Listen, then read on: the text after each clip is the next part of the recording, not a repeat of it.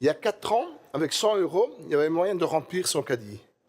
Aujourd'hui, après 4 ans, avec 100 euros, on n'arrive plus à remplir son caddie. Les gens ont perdu du pouvoir d'achat. Et pour ça, il y a 2 raisons. Il y a d'abord l'indexation des salaires. Et comme vous le savez, l'indexation des salaires ne compense pas entièrement l'augmentation des prix. Et ensuite, il y a cette fameuse loi de 96 qui bloque les salaires.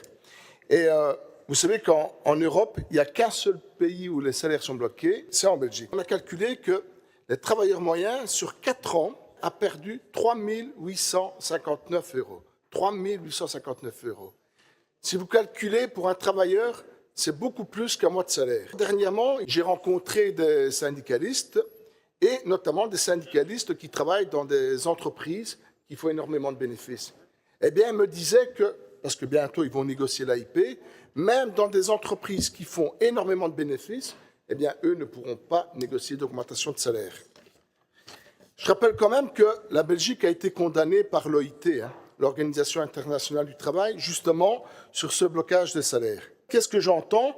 Eh bien, que le futur gouvernement MR, NVA, engagé ici derrière moi, sont en train de négocier pour former un nouveau gouvernement. Et dans la note qui a fuité, qu'est-ce qu'on apprend?